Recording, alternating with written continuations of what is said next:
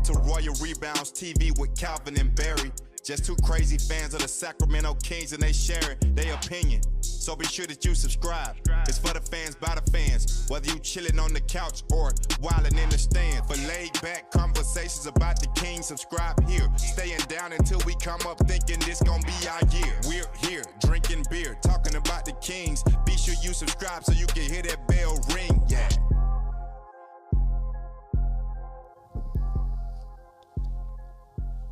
What's up, Kings fans? Welcome back to Royal Rebounds, a Sacramento Kings YouTube channel for fans, by fans. If you are a Kings fan, make sure you smash up that like button down below and consider subscribing to the channel. Calvin and I are here on our road to get the Kings back to the NBA playoffs. Yesterday was a huge day. We're going to talk about who the Kings selected with pick number 4.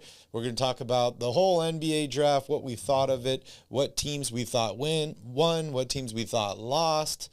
But Calvin, it's Friday. It's Friday. Yeah. And we're breaking down the draft. It was a big day. There's still a lot of work to be done, but it was a big day. Very true. Did you enjoy the draft yesterday? I sure did. Did you have a lot of fun? I had a lot of fun, yes. Awesome. It was great. It was a fun day. One of my favorite days of the year. So it was very, very cool to experience that with a bunch of you guys yesterday.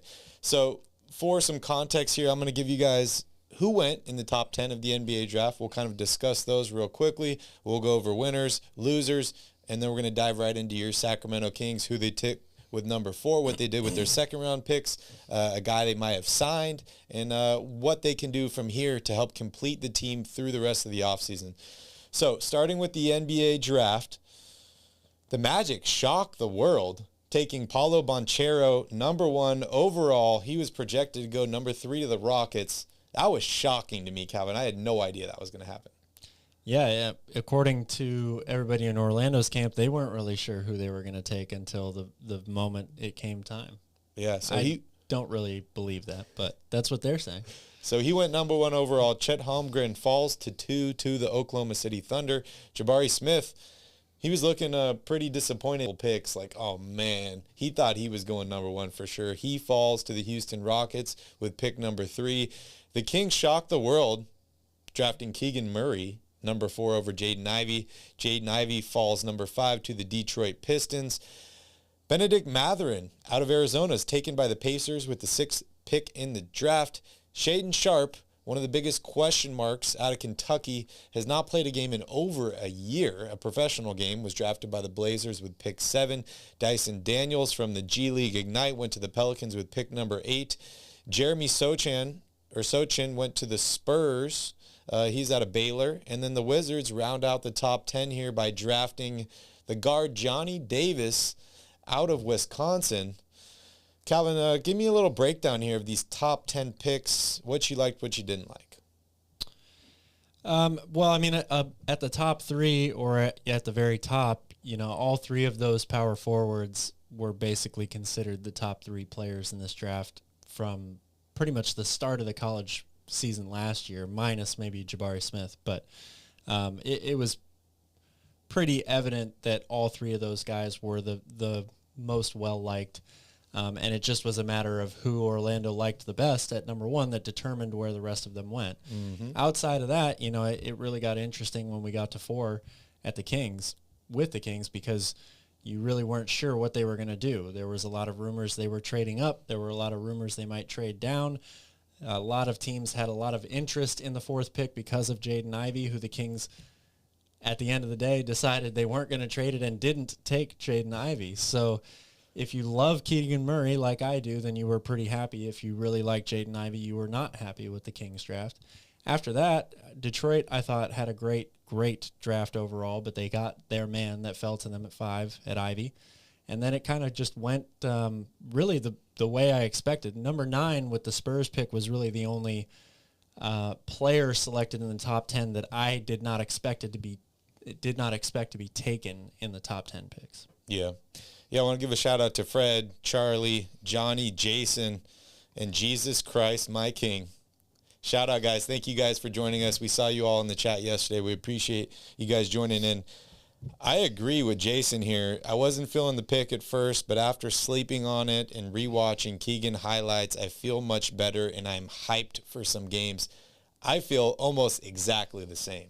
Not that I was disappointed in the pick or anything. I think it was more of like the hype for yesterday was so high, right? Like, oh, the Kings are going to trade for pick 2, or, oh, no, they're going to trade 4 for multiple first-round picks, or maybe a superstar. We heard John Collins' name thrown around.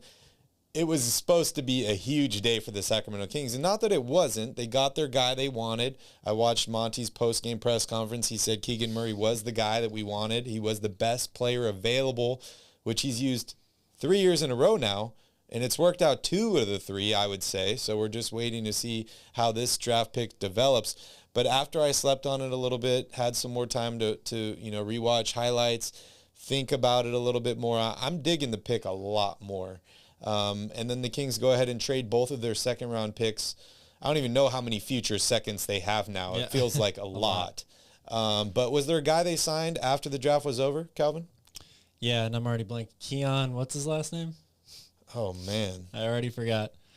I know he went to Alabama. You had one job, Calvin. Forgive me, Keon Ellis. Thank you. Forgive me for not really expecting much of this guy at the moment. Yeah. I think he's got his work cut out for him to make the opening day roster. Yeah, Jason here has got our back. Keon Ellis. I don't know too much about this guy, to be honest with you. I am not a huge college basketball guy. I pretty much watch college basketball to figure out who is going to end up with the Kings the next year or be in the NBA draft. So not on my radar, but I'll definitely pay attention to Summer League and get some more insights on this guy and report back to you.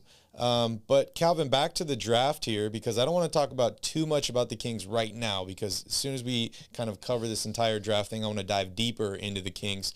But what'd you think of the Blazers taking Shaedon Sharpe with pick number 7? I like it. I mean, people are going to say that it doesn't fit with Damian Lillard, getting older, the number of years that he's got left to play at a high level and compete for championships. That doesn't match with a guy that maybe has, a long road towards becoming a productive NBA player after sitting out last season in college. But the addition of Jeremy Grant kind of buffers that a little bit for me. Definitely. So that gives Portland an opportunity to where if they couldn't find a deal for that 7th pick that they really liked, you take a swing on a guy who potentially could, 3-4 years from now wind up being one of the better players taken in the whole draft. And if that's the case, then you look really smart for doing so. How do you feel if you're Damian Lillard, though, and you're like, they got me a guy that's going to be good in 3 to 4 years from now? Well, maybe. He might be better than that faster, and that doesn't mean that he can't contribute to winning if they fill out the rest of the roster sooner than 3 years, because he's a phenomenal shooter. He's a great athlete. He's somebody that will play off the ball really well with Damian Lillard. So it's not like he brings nothing to the table already. Yeah. It's just in terms of him becoming maybe an all-star level player or a really great player in the league, that might be a little bit further off. Yeah, I agree. I mean, I was going to ask you, biggest surprise here. It's pretty obvious, Banchero going number 1. Any other big surprises here in the top 10? No, not really in the top 10. I mean, I mentioned the Spurs pick. I like Sohan as a player. I thought they would have been much better served to take a guy like Duren, who I thought was a top 10 player in the class anyway, and fills a position that they really, really needed. So I would have probably gone with that pick if I was San Antonio. But other than that, it was pretty as advertised, I would say. The only you called the surprising Keegan Murray pick. Yeah. I mean, you called it, and he was your best player available at pick number 4. So I guess no surprise there for you, right? Yeah. The only thing I was surprised at was that there weren't any other trades. New York, we had heard, was really trying to move up. Even Washington was trying to move up. The Pacers were rumored to be one of the teams that could move down, with Malcolm Brogdon being one of the trade pieces. The Kings obviously were highly advertised as a team that could move all over the place, and you didn't see any of that. Yeah, tons of trades later in the draft here and in the second round, but 0 trades in the top 10 picks here, which is pretty interesting. Who won the draft? My answer to that question yesterday was Houston. but today I think it's Detroit, just narrowly. Yeah. And I know Kings fans are not going to be happy to hear that. And I'm still very happy with the Kings taking Keegan Murray, but I think the ability to get 2 top 10 players in this class with only 1 top 10 pick, also filling positions of need. They've got a plethora of young, really, really talented guys on this team now. Yep. They also are, maybe the leading candidates to grab DeAndre Ayton as well. It seems to me like Detroit came out just a little bit ahead of what Houston did, because I really like what the Houston Rockets did with their draft as well. Yeah, I couldn't agree more. The Pistons won this draft hands down to me.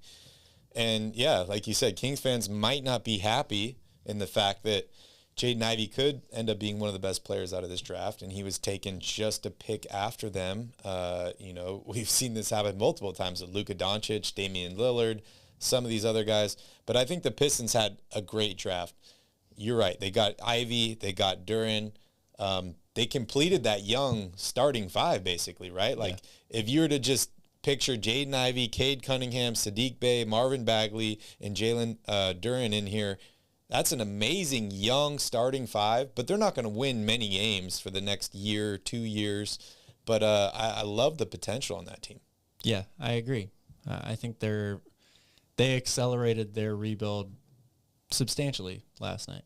Yeah, and as Jesus points out here, the Pistons also have about $40 million in cap space to spend. Yeah. And, that's tricky, right? Because we were talking about this in the car heading to lunch, I was like, I hope for Pistons fans' sake that they don't do what the Kings did and sign a bunch of veterans that can play ahead of these guys. The Kings did it with Bagley. They brought in Zach Randolph. They brought in George Hill to play ahead of De'Aaron Fox. Yeah. So they have $40 million in cap space, but what do you really spend that on? DeAndre Ayton. Yeah. That's what I spend it on. That's your guy. Yeah, and Jesus is saying it here in the chat here, rumored to get Ayton or want Ayton. That'd be absolutely huge for them. If they do get Ayton, you think this team has any chance of getting out of the lottery next season? Yeah, I would say they have some chance. I don't know how great or how high of a chance it is, but I would say they have some chance, yes. Yep. A lot will depend on, I think Cade Cunningham will have a really good second year, but a lot will just depend on how he and DeAndre Ayton look together right away, Yeah, and I think the health of Marvin Bagley is going to be huge as well. I think we know what we're doing. They're definitely a team that I would expect to be much better. Yeah. Much, much better. Yeah, I agree. So we talked about Houston. We talked about Detroit. So let's hear from you, Calvin. Who lost the draft? Well, the easy answer here is the Knicks, right? But the problem with that answer is their moves that they made on draft day, although they may have been a little confusing at the time, are setting them up for free agency here. Now, I'm definitely not going to be one to say that if the Knicks sign Jalen Brunson, that solves all of their problems, right? They need more help than that. Yeah. But you have to start somewhere. So one of the biggest issues for the Knicks has been that they can't get free agents. They just are losing out on everybody left and right because the franchise is down in the dumps and is run by a guy who, people don't want to play for. Yep. But you get one guy, and maybe that changes another person's perspective, and they end up signing. So it's a domino effect. You have to start somewhere. So right now, what the Knicks did yesterday looks bad, but it could end up working out in their favor. So I think that time is left to tell on that. Other than that, it's a tough question. I really didn't think any team had I wouldn't give any team like an F grade for their draft. I thought a lot of teams, it was a mix, right? There were a bunch of teams that had a ton of picks, 3, even 4 picks. And then there were a bunch of teams that had either one pick, it was a later pick, second round, or they had no picks at all. So depending on what your situation was, you were kind of a little handicapped. I thought actually Minnesota, for example, ended up doing something pretty nice with what they were given. They only had originally the 19th pick. They used that and flip it for a guy in Walker Kessler who led the league and led the country in blocks last year. And they were already rumored to be going after an elite rim-protecting center to pair with Karl Anthony Towns. Maybe now you don't have to go out and get that guy, or at least you can take some chances on a guy like Rudy Gobert. And if you fail, you have this guy as a insurance policy.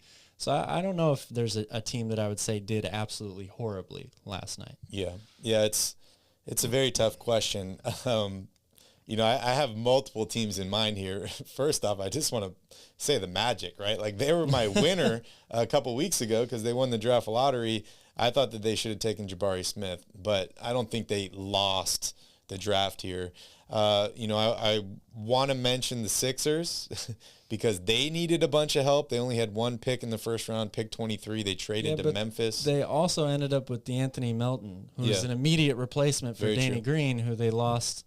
He tore his ACL, and then they ended up trading him for that pick. So very true. But my biggest loser, makes me feel good to say this, it's the LA Lakers, right? They missed the playoffs. They should have had the 8th pick in the draft, but they traded it to the Pelicans for Anthony Davis.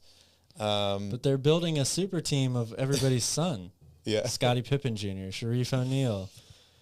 Yeah, so they got Scottie Pippen and Sharif O'Neal that they signed because they were undrafted. But Lakers are towards the top of my list for they needed help, and they didn't really do much yesterday. That's true. I mean, they did trade back into the draft after having no pick whatsoever to take a guy in Max Christie, who I think, I'm not expecting him to be a serious game changer for the Lakers next season, but where they took him in the second round in a few years, that he actually might develop into a pretty decent role player for them. We'll see. He's got a lot of the tools that you like in today's NBA. But again, it's what I was talking about with teams that were kind of handicapped. Like, you only got one pick and it's in the second round. How much are you really going to do? All right, let's talk about the Sacramento Kings, because I see everyone here blowing up the chat wanting to talk about the Kings here. And yes, we did trade pick 37 for 2 future second-round picks. I know Priest is bummed because Priest yesterday was saying on the show that he wants Jaden Hardy. Kings take him at 37. He ends up getting traded to Dallas. For me, this whole draft to me just signifies that the Kings are doubling down on this win now mentality, right? Like, we don't want any guys here in the second round. They don't do anything for us this year. They take a guy in Keegan Murray who, according to many experts and to Calvin, was the most NBA-ready prospect that's ready to perform from day one. So for me, this entire draft signified that the Kings are in win-now mode, and I was expecting them to make more moves yesterday, which they didn't. But I think we're going to see a lot of moves coming up here as soon as free agency starts. Yeah, the pressure is really on now for the rest of the summer here on this front office to get some deals done, because that, whether you wanted, no matter who you wanted in the draft or who you wanted the Kings to take, the overall goal for Sacramento this offseason is adding talent. And that's not one player or one position. They need to add a few players at a few positions. So their work is definitely not done. What did you think of their draft yesterday? The Kings? Yeah. Well, you know what I thought of it. I really liked it. I mean, the argument I think that is most valid to me, if you're not happy with it, is why didn't the Kings trade out of 4 to try to get more assets, plus still have the opportunity to take Keegan Murray? And I totally understand that. That is like a perfect world situation. The problem is it's not a perfect world all the time, and you don't know that it was a guaranteed thing to move back and still be able to take Murray. Yep. First of all, how far do you want to move down with still feeling comfortable that you're going to be able to take Murray? Yep. If you only move back one spot, how much are you really going to get back in return? Because Detroit at that point, they're not feeling obligated to give up a ton just to move up one spot when they know Ivy is still there. Exactly. So it's a very complicated thing. Overall, I would say I really like what Sacramento did in the draft because, like I said, I love Keegan Murray. I think he's a great fit for this team. As you mentioned, I think he's the most NBA-ready player, and he's going to contribute in a lot of different ways for this team next season. He can score and play defense, which is great for a Sacramento team that doesn't play a ton of D. Yep. But again, they need the bigger picture is still out there. They still have a lot of work to do. They still have to go out and get more players in order for this team to be considered a serious playoff contender. Yeah, and as Monty stated in his post-game press conference, they believe that Keegan Murray was the best player available at pick number 4. Whether you believe that or not, that's the story that they're sticking to. So why would you trade back if you think that he is the best player available at pick 4? And I was kind of in the same boat, right? Like, I was like, why didn't you trade back to 5 or 6 or something else, pick up another pick? Mm-hmm. I was really disappointed with the Blazers trade because I really, really thought when it first came out that Detroit was getting pick 7. So I thought they were going to have 5 and 7. And I'm like, the Kings need to make a play here to try and get 5 and 7 from Detroit. That wasn't available. That wasn't possible. But I'm okay with Keegan Murray. I'm okay with him at pick number 4. And if Monty says that he's the best player available at pick number 4, I got to trust him just based on what he's done. He's 2 for 2 right now. Mm-hmm. And that's picking with pick number 12 and pick number 9. You got to think at pick number 4, things are a little bit more clear, right? Yeah, I would think so. So Keegan Murray is a 6'8" forward out of Iowa. Thoughts on Keegan Murray, what you like, what you dislike, what you think he needs to work on this summer, and what kind of impact you think he can have on the Sacramento Kings next season? Well, I'll keep it, I guess, fairly brief because I've already, I think, said this to a lot of you guys watching, but he might not be the most outstanding in any one category of most players in this draft, but there's not really anything that he's bad at. He led the nation in scoring last year. He can score it at all 3 levels. I think he was one of the only players in college basketball to have at least 50 dunks and over 50 assists or something like that. I saw a stat like that. It was threes, dunks, and blocks. And I think he was the second player other than Kevin Durant to do that. It was 750 and 50. He impacts the game literally everywhere on the court. He can score inside. He can score outside. He's got a great mid-range game. He has really nice touch. And then defensively, he can play everywhere as well. He anchored their defense at the 5 spot at times for Iowa last year. He also was the point on their full court press. Steals, blocks, he averaged over 1 a game, almost 2 blocks, I think, a game for the whole season. So the guy is an incredibly dynamic player. He's going to have an immediate impact, I think, on this team. Yeah. What does this mean for Harrison Barnes? Because we've heard all the rumors, right? John Collins for Harrison Barnes. Wow, the Kings can get John Collins and not even include the 4th pick. I was asking you at lunch today, I'm like, then why the hell has it not happened yet, right? Right. But getting Keegan Murray makes Harrison Barnes expendable in my mind. You could play Keegan at the 3, Harrison Barnes at the 4, or switch them. You're basically doubling down on this small lineup of guys that can shoot, run the floor, stuff like that. But I want to hear from you, Calvin. What does this mean for Harrison Barnes? Well, I think the writing's on the wall. I mean, you said it best. He's expendable. I think he's been expendable ever since the season ended now. He's got 1 year left on his deal. He's getting older.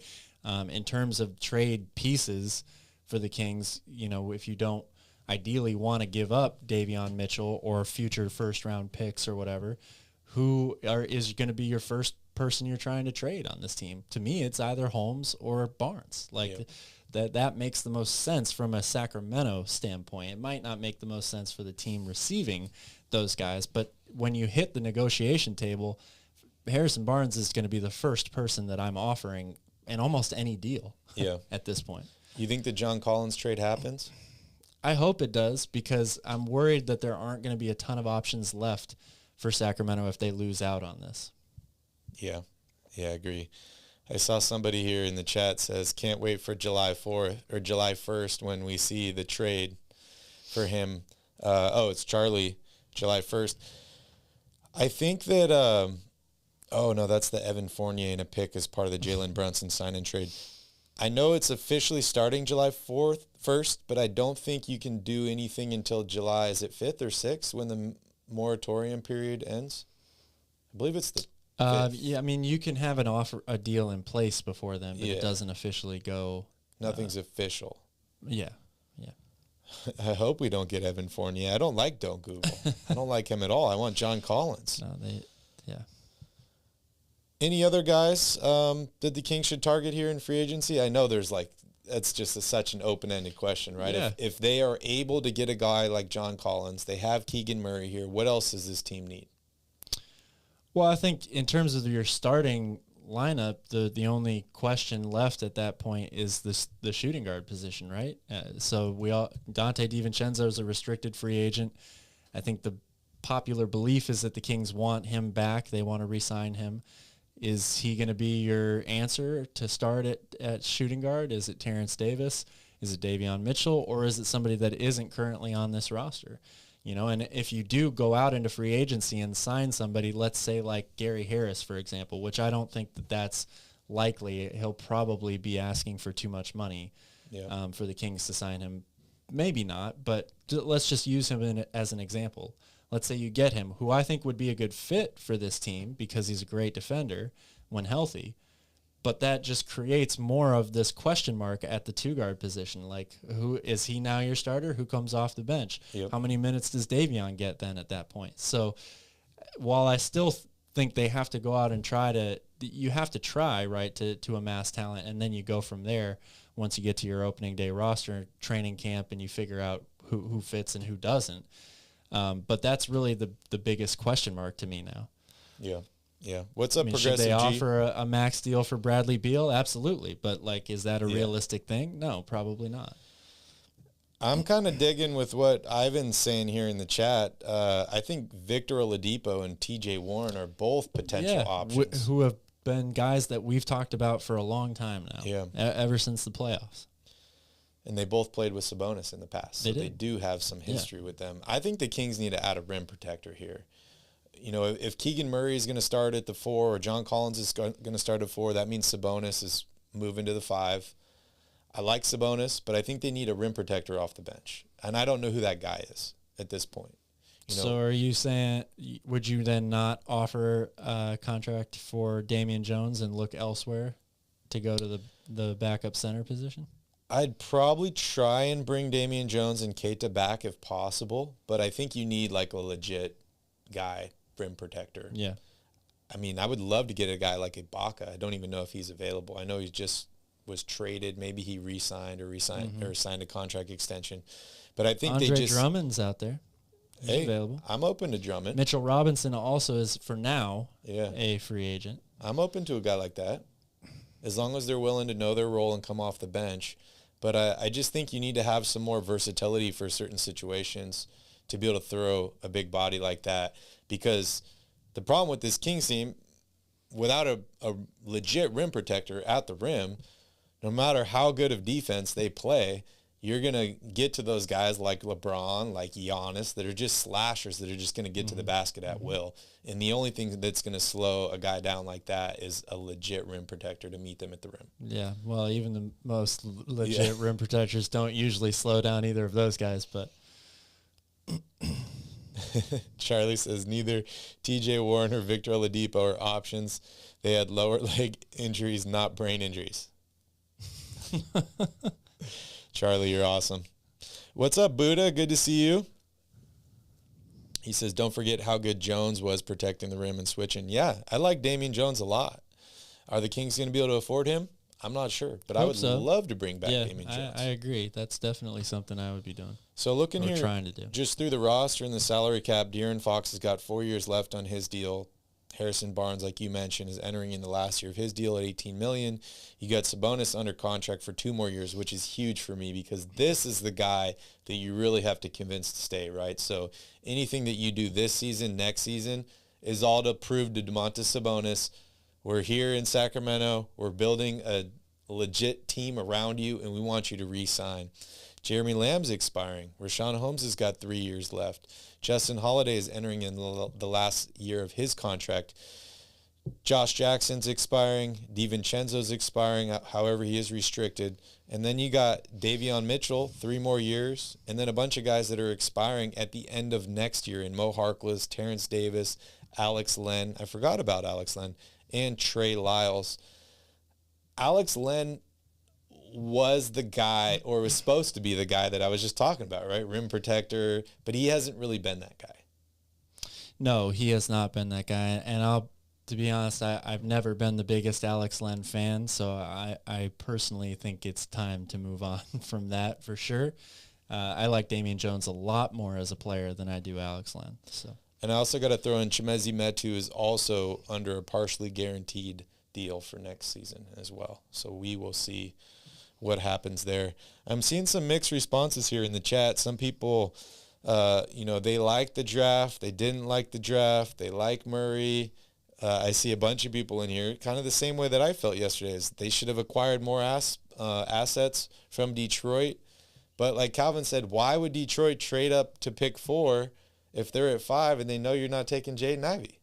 Well, it's not necessarily why would they trade up at all, but why would they give up, all these assets that you're hoping for or looking for if you're the Kings, if they know they're only moving up 1 pick and the guy that they're going to take is there anyway? Like it's not, it doesn't make a lot of sense to me.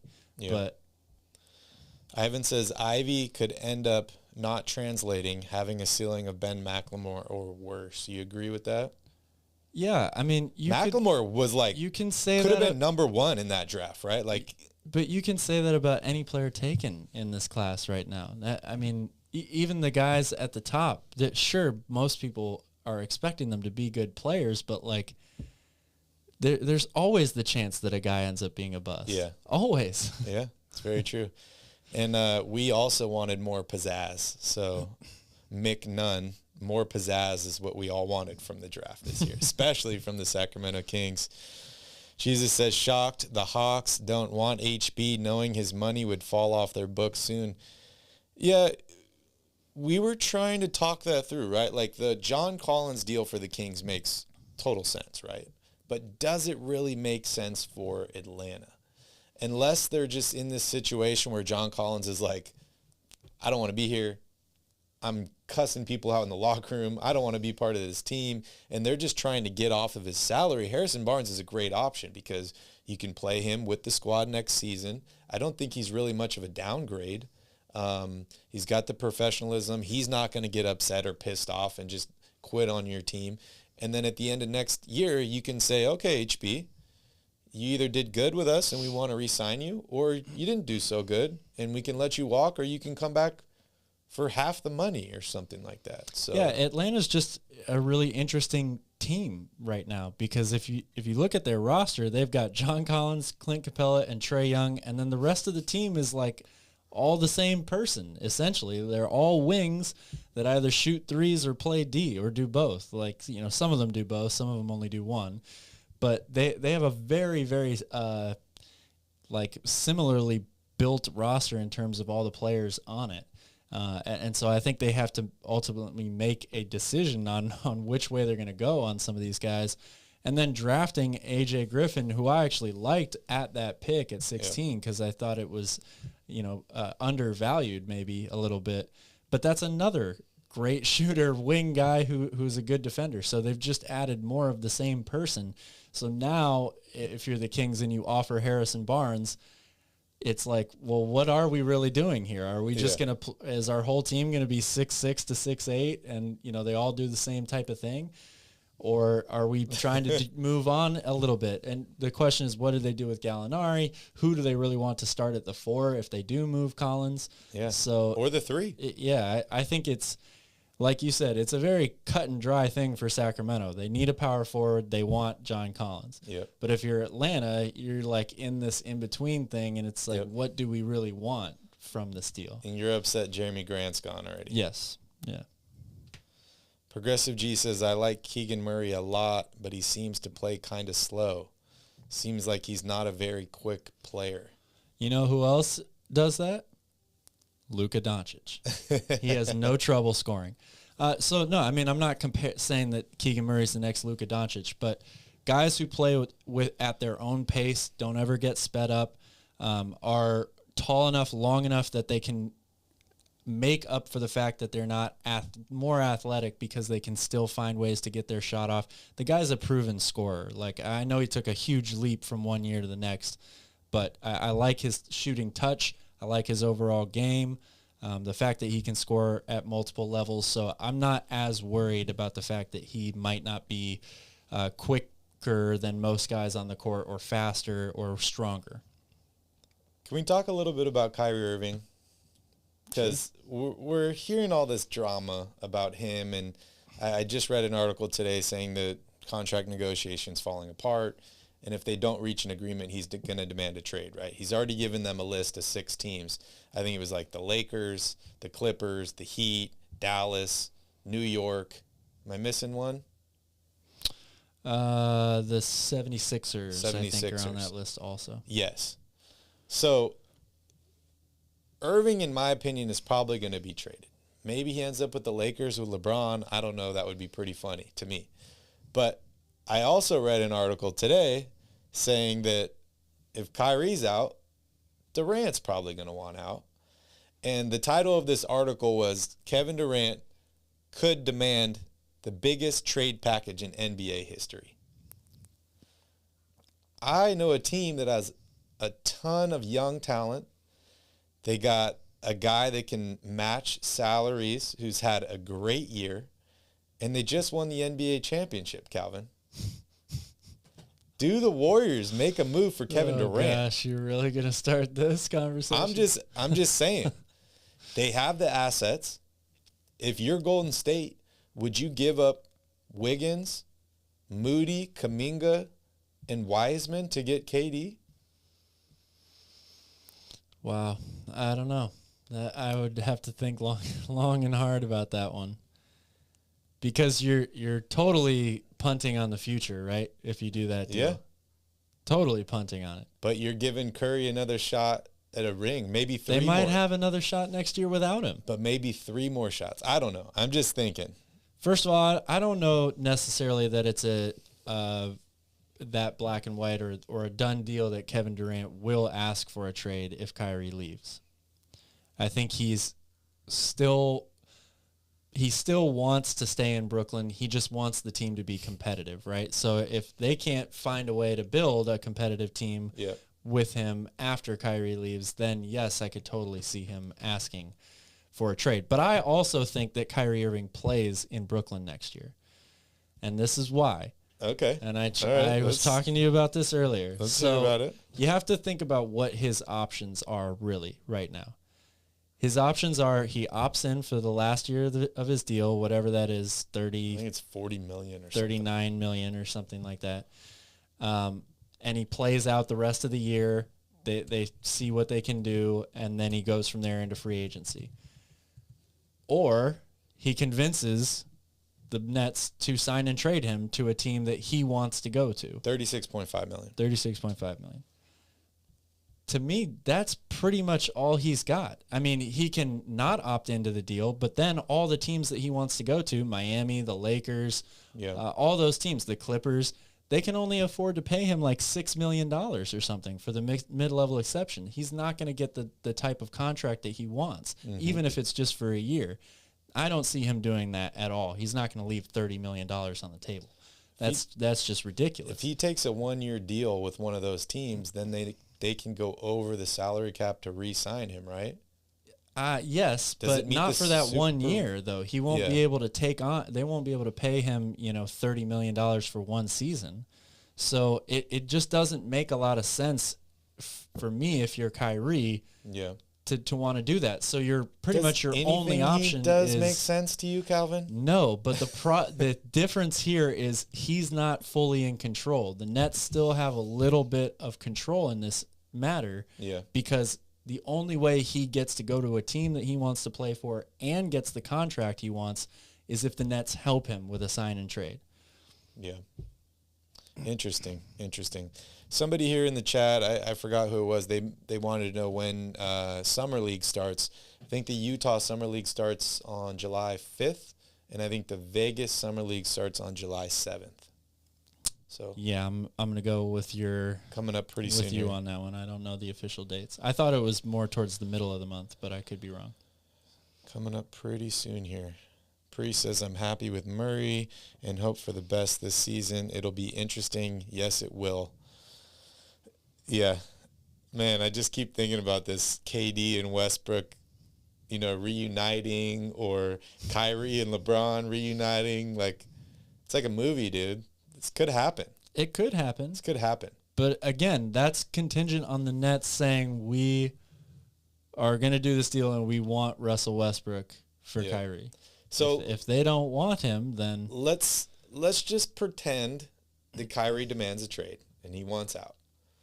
Let's say he goes to the Lakers for Westbrook and whatever else it is, whether it's THT, draft picks, whatever. If you're KD, do you feel confident staying with the Nets team? One. And two, can you name another team that he would prefer to go to that has the assets to acquire him than the Warriors? Miami. What are they going to give up? Jimmy Butler and not something that they want to give up, but a couple guys they that have can the shoot, and assets that's to it? do it. I mean, what other assets do they have? Well, Jimmy Butler would be enough. All I'm saying, you asked me what team has assets to do it. Yeah, it's got to be a team that is a contending championship team, right? Like, and you think you'd rather go to Miami than Golden State? That's not what I said. Okay, I don't know what he would prefer to do, honestly. Charlie says any team that doesn't have Russell Westbrook. Oh man, Russell gets so much hate, man. He really does. Poor guy. Too bad he's a millionaire and living a luxurious Oklahoma life. City has the assets to get Kevin Durant. Yeah, but I think I asked you that a couple days ago. I said, did they trade for him? And you're like, no. If he wants to go back, he's got to re-sign in free agency. I think so. Priest says, I want to hold a toast to Royal Rebounds for another awesome show. Thank you, Priest. Yeah, thank you. Crown and Coke. Enjoy it. We appreciate you. Is it Fuquan? 88 Woods? Oh, my God, please don't mention Holiday's name right now. Yeah, I mean, he's got 1 year left, basically $3 million. Do you trade Justin Holiday or you hold on to him? Because, like, I'd love to trade him if I could. The dude was not a target, right? Like, they targeted Sabonis. Yeah. Holiday, Lamb, just throw-ins to match salary, to get rid of Buddy Hield, right? Mm-hmm. So Jeremy Lamb's expiring. The Kings could bring him back if they want to. What are your thoughts on Justin Holiday? You think he remains with the Kings? Probably not. Part of that reason is, again, we've already mentioned, a bunch of other two guards or guards on this team that I think most people want to see play over Justin Holiday anyway. Yeah. And he just wasn't. He was advertised as a 3-and-D wing, which he has been. To give him a little bit of a benefit of the doubt, he has been that. He's small in his career. He just did not shoot well at all. Yeah. Once he got to Sacramento. Yeah. What's up, T? Good to see you here. Appreciate you joining us. Yeah, I mean, I'd like to say that the Kings solved the 4 position either by Harrison Barnes or Keegan Murray, or whether they trade Harrison Barnes for John Collins. But they still haven't figured out the 2 position, right? Unless Davion Mitchell is your starting 2 guard next season, who is it going to be? Yes, you have Justin Holiday, but are you really going to throw out a 33, potentially 34-year-old Justin Holiday on the last year of his deal and be like, okay, he's our starting 2 guard. We're going to the playoffs, guys. We bet everything on going into the playoffs. I don't buy it. So do you re-sign Dante DiVincenzo? Do you give Terrence Davis another shot? Like, who do you think will be the starting shooting guard for the Kings? I think it'll be DiVincenzo, and that's who I would want to start. For the rest of the offseason, if the Kings are able to pull off a deal to get John Collins and they re-sign DiVincenzo, I like that starting lineup going into next year. Fox, Dante, Keegan Murray, John Collins, and Sabonis. You Playoff can press with that team. You can do a lot of things defensively with that team, and you can even hide Sabonis a little bit. And then offensively, those guys are good off-the-ball players. They cut well. Yeah.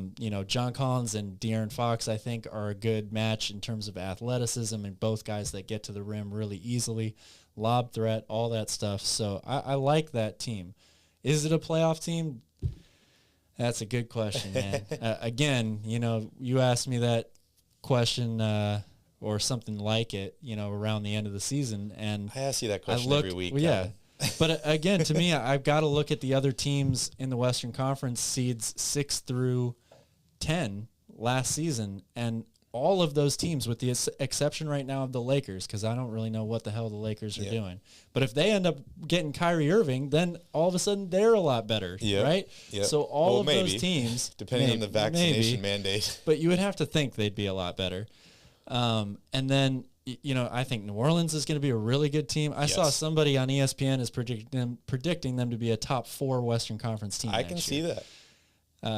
Denver should be getting better because they're healthy again. Mm-hmm. The Clippers are getting healthy again. So the competition is still stiff, even for the play-in. Yeah, I know. It's going to be a really tough season. Pre says he wants Davion Mitchell at the 2 spot. I'd like that. I mean, yeah. This is where I'm, I guess, at a crossroads is I really do like Dante DiVincenzo, and I really do like Davion Mitchell, and I love the combo of those 2 guys off the bench. So I'm like, maybe we can pick up another starting shooting guard and have that combo still off the bench. But it depends on how much you have to pay Dante DiVincenzo, right? If he wants $15 million a year, are you going to pay that to have maybe he's your 6th or 7th man? I don't know if they're going to do that. Probably not. I saw someone here in the chat, I think it was John here. What's up, John? Said pick up Malik Monk. He's cheap. He's got chemistry with Fox. He's a great shooter. I don't know how cheap he's going to be, but I agree with all the rest of that. Yeah. Yeah, I agree. I agree with that too. I wanted the Kings to draft him. I would rather sign Oladipo, I think. Yeah, and start him at the 2? Yeah. Interesting.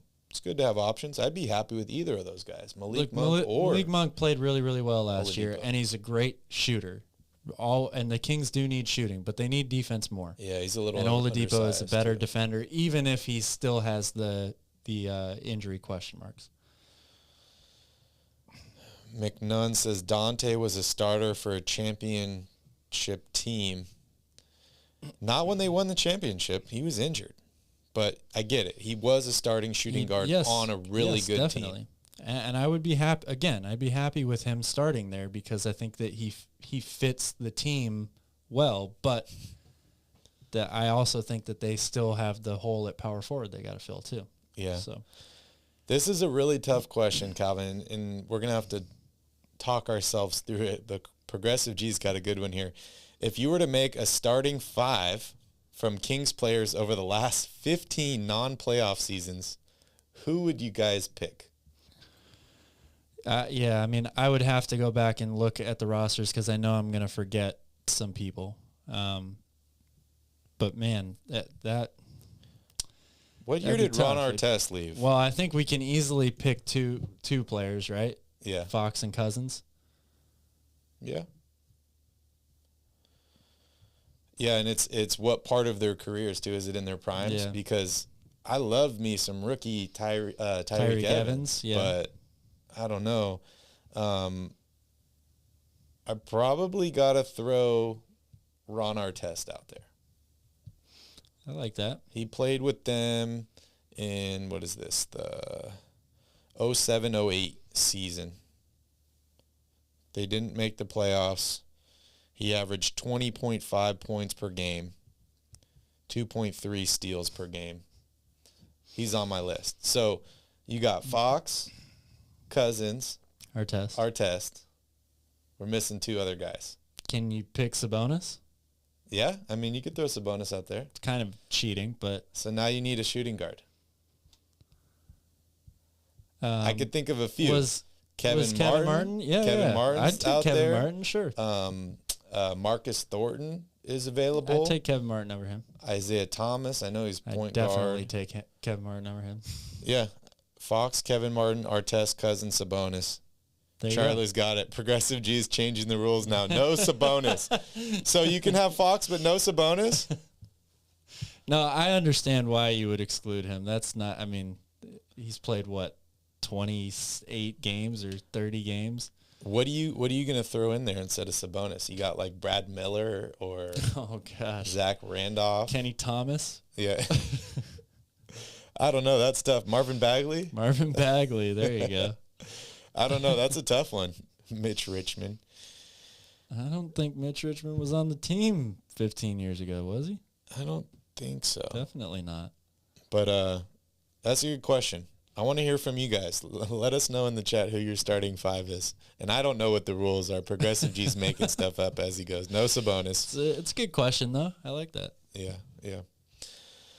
All right. Any other thoughts on the draft yesterday, on the Kings? Anything currently? We saw Rashawn Holmes. I know we talked about it a while ago. Rashawn Holmes got custody of his daughter. Yeah. Haven't heard much else in terms of like his availability for next season, if that's going to impact him if he does stay with the Kings or if he ends up getting traded. I haven't heard much about that. Have you? I haven't heard much either about that. Maybe that's a good thing. Maybe that's a bad thing. I don't know. But yeah. So if I were to ask you, moving on from this point forward, if you're Monty, what is the top of your wish list? What is like the one thing right now that you need to figure out next? Oh, it's got to be getting a starting level, either power forward or shooting guard. One of the two. But I would prefer it to be a power forward because they already have some guards that I think they could play in that lineup. But if they're, miracle happens and they grab Donovan Mitchell or Bradley Beal or something like that, then yeah, that's great.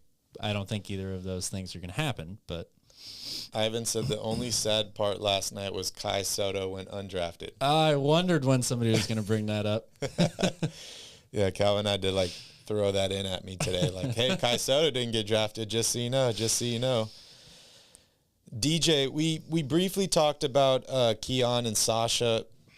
To be honest with you, I don't think Sasha even makes the team, and I don't really know too much about Keon Ellis. I don't. Yeah, I think both of them have their work cut out to make the team. Maybe one or both of them is able to end up on a two-way deal and they end up playing in the G League a little bit. But as we've seen a lot of times, if you're not the Warriors or the Spurs or something like that, a lot of times your G Leaguers don't make it to the pros. Yeah, I expect Keon to maybe play in the Summer League and probably not make the roster after that. And that kind of goes right into my answer here on John's question. Why trade that second-round pick with a second-rounder? You hope for a player that falls and you trade it away for crap.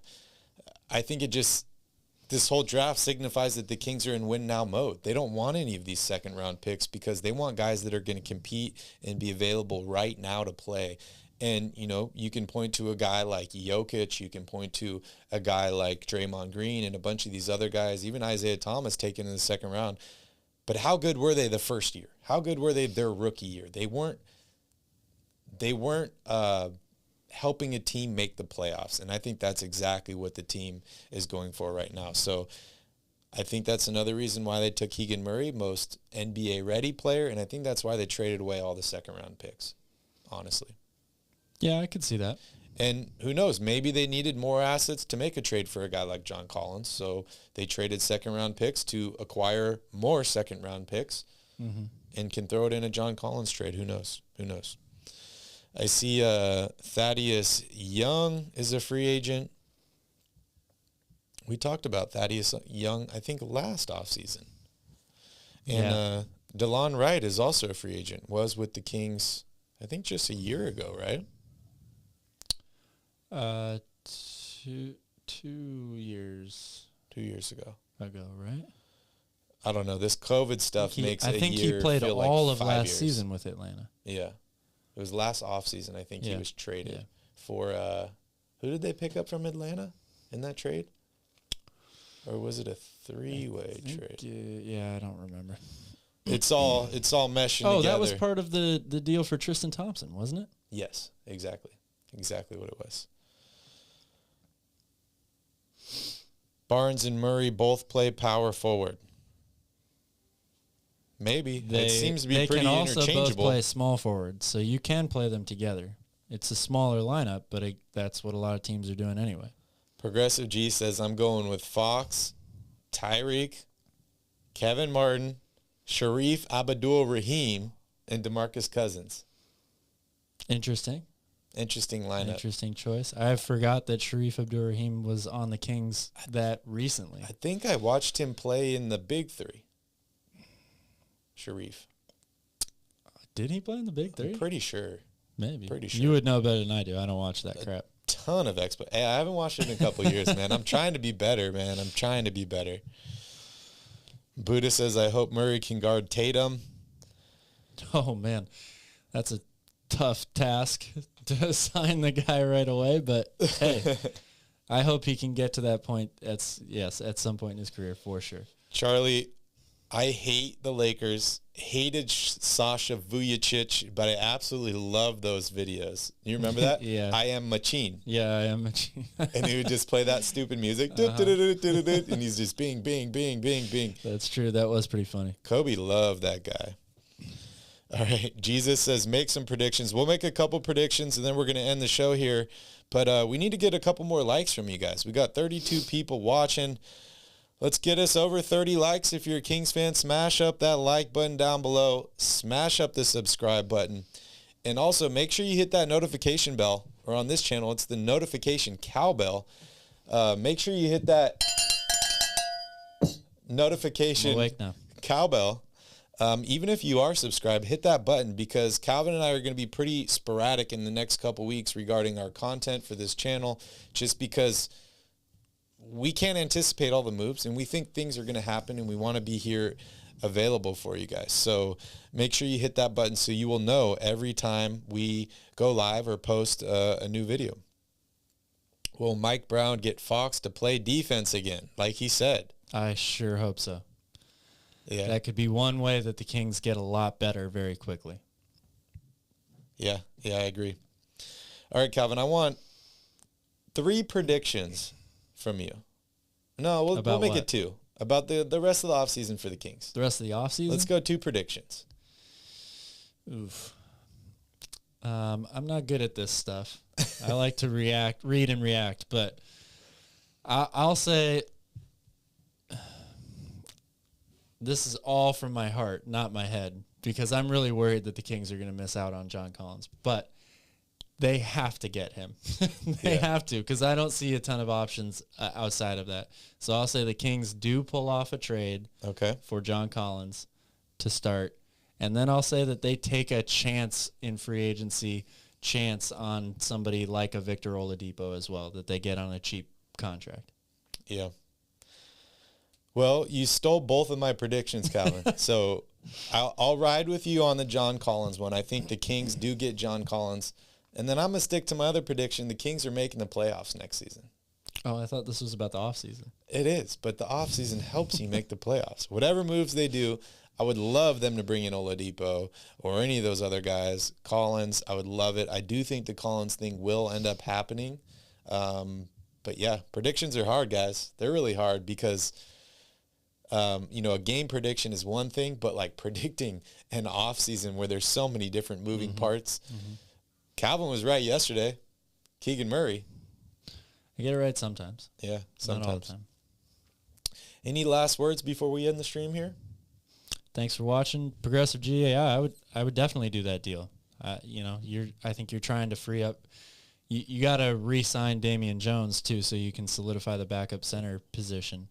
But if you're trying to move Holmes and Barnes, what better way to do it than to get a starting player in return right then and there? Exactly. All right, everyone. Thank you so much for joining us. We know you take time out of your day to hang out with us, and we greatly appreciate it. So thank you guys so much for watching. Hopefully you have an amazing Friday evening. Please be safe, and we will see you next week. In the meantime, go Kings.